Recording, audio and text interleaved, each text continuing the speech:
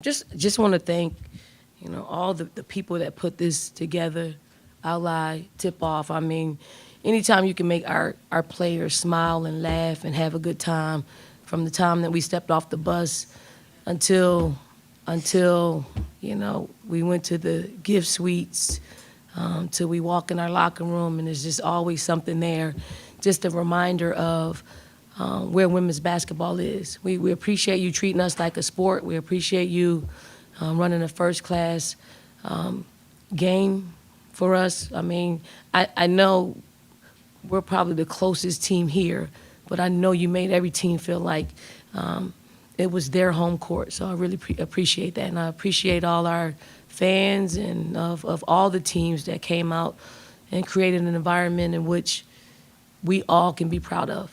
So women's basketball won today. Okay, questions for Te-Hina and MiLaysia? Raise your hand. Let's get that up. Raise your hand. Let's see who are you with. Front row. Good. Paopao team had 23 points tonight. Is it just kind of continuing the strength of this team that there's always something different that can hurt people? Yeah, I mean, we're a team full of, hoopers, and, everyone had their night, and me and Lay had our night tonight. And it can be a different night where someone has also a good game. So I appreciate my teammates looking for me, finding me, and just being able to keep the hot hand hot. Also, no headbands? It was just for a slick bun look. Maybe I'll keep it. I played well tonight, so. Here, just address me. I'll get you. Second row. You had some more passes tonight, some more playmaking, a couple of pocket passes there in the fourth quarter. Where do you feel like you are in the playmaking right now, not just the shooting? I'm feeling pretty good. You can always improve in that area, and my post players and guards make it easier for me to find them. And I just got to make quicker decisions coming off ball screens, and that's what I'm working on right now. Front row. Ben Ryan of the State newspaper. This question for both players. What kind of adjustment was it not having Chloe out there, and what does it kind of say about this team that you don't have her, but you still kind of roll the way you did? MiLaysia. I feel like not having Chloe we didn't let that distract us from the main thing, which is winning the game. So I felt like we just tried to navigate another way, and it worked out for us, really. Yeah, what Lay said, and you got to put 5 out, and she put her 5 out, and we did what we had to do, and at the end of the day, we just want to win. Second row. Lulu Kess from the Greenville News. When Dawn called the timeout with, I think, like 4 or 5, when NC State went on their run, how I saw you kind of nod and, from my perspective, kind of calm everyone down. What was your mentality there? How were you able to come out of that timeout and prevent NC State from going further on their run? I mean, we were prepared for Michigan. We had moments like that where I felt like we weren't as calm as we needed to be. So we've experienced it before. Michigan prepared us really well for it. And in those type of moments, we just got to come together as a team and relax and know that there's still a game left and that we can go on our run as well. Second row. Brian Crow with Pack Pride and 24/7 Sports. After that run, NC State was getting some transition buckets, especially early on. After that run, they hardly managed anything at all. What were y'all doing? What some adjustments y'all made that gave us stoppable Pack from runs like that? Me or Millie? Oh. Either one, sorry. Go ahead.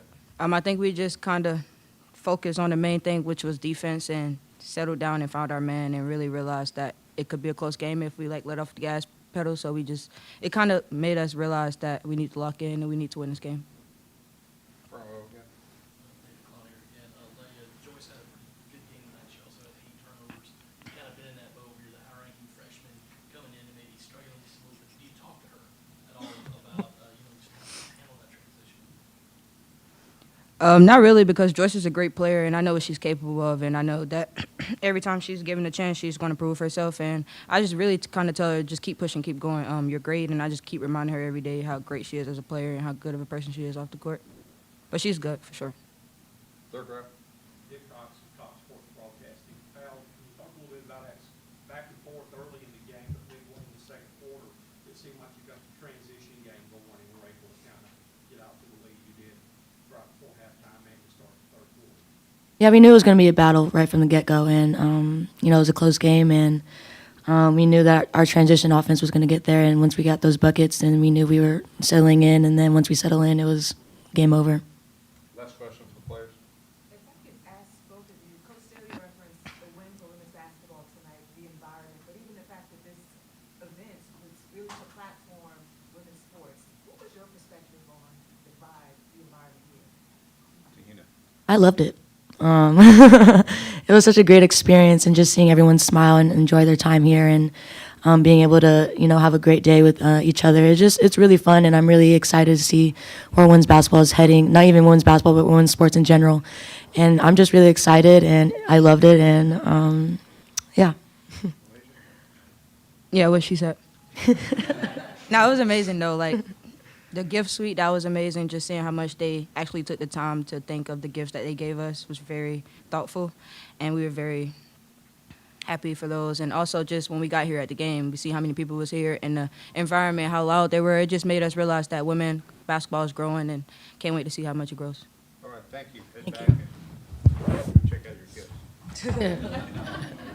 Question for Coach, front row. Coach Staley, your involvement in women's basketball spans several decades. From that beginning to today, could you have ever seen what this game has now become as opposed to where it was when you first started? No, that's really, there wasn't an outlet. There wasn't an outlet when I was growing up. So my goals and dreams were to play in the NBA. The WNBA wasn't thought about. I wanted to play in the Olympics. Those were actually the Olympics, national championship, and NBA is where I saw most of my basketball growing up. And I only saw women play in two of those events, Olympics and national championships. So those are my goals: is to be a gold medalist and a national champion. Nowadays, young people have goals of making it to the WNBA. Like, they only know of it being a WNBA, these two sitting here. Like, all of their lives, there's been a WNBA. And for them, they're lifting our sport. So whatever I could have imagined, I don't think it would have turned out as beautiful as what we're experiencing right now. Front row. David Clark. Welcome back, David. Glad to be here. With the Chloe thing, is it just a one-game situation? Could it last? It's one game. And Tessa, second half, like she was off to the side, maybe working on her knee. She's okay. Tweaked their ankle a little bit. Mm-hmm. Third row. Coach Scott Fowler, Charlotte Observer. Where did you think the game turned? Where did y'all win this one? I thought we won the game over a 40-minute period. I thought, our defense, our help defense, our ability to scramble out of situations, to recover. I know we didn't put a whole lot of points on the scoreboard, but I was really pleased with our defensive effort and our ability to just smother them at times. And I thought we opened the game up in the second half, and we knew there was another run coming. We just had to, it's young. Like, it's so, like, this is a great game to play, but it also reveals some of your weaknesses. And we know of them because we play this type of game. Like, you can beat somebody by 50 points, and you can pay for guarantee games, but you can't pay for the lessons that you put your players through, and they learn. I mean, I'm walking in here talking to MiLaysia. Like, she is an incredible gift to the game, but at the same time, she does some things out there that it makes you scratch your head, but it's all learning. Like, she can't learn that being up by 50. She can learn some great things and how to navigate and decrease the amount of, momentum changers, shots that she takes, good and bad, but I mean, I love the fact that's why we put the schedule together the way that we did, is because we want to challenge ourselves. We don't, and maybe it'll end up in a loss somewhere down the line or two.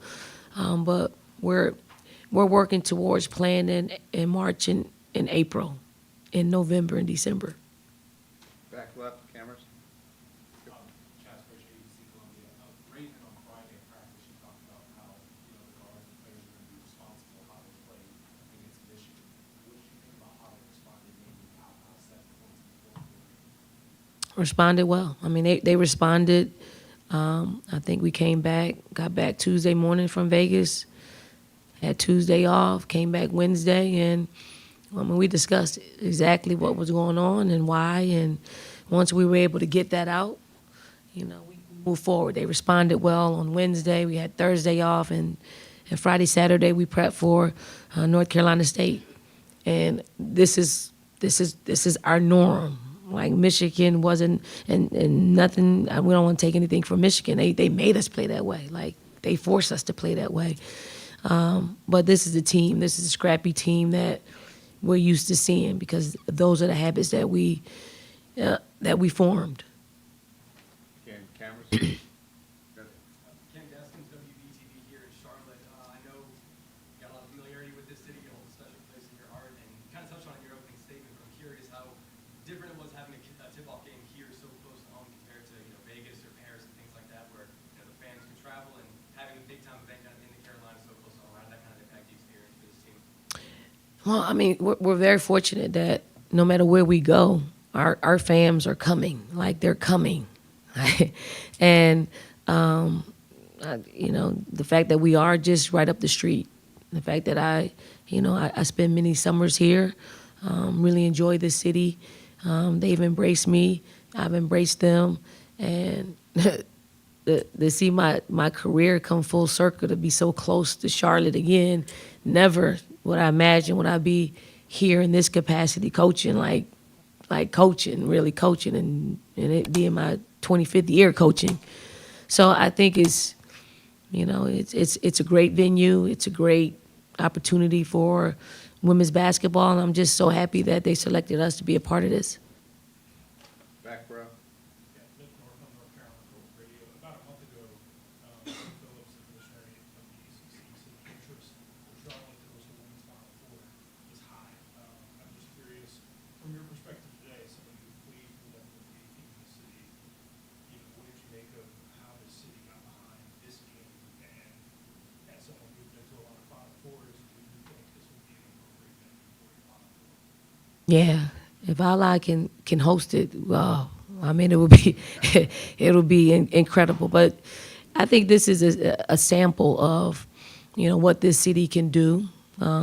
As far as, I mean, I've been a part of a WNBA franchise being here, so people came, to watch us play. Like I still have a relationship with the ball girls and ball boys. I saw one of our ball boys today outside of the hotel, and I mean, he's a grown man now. Like it's incredible to see. So I think this is a prime spot for a WNBA team for a Final Four.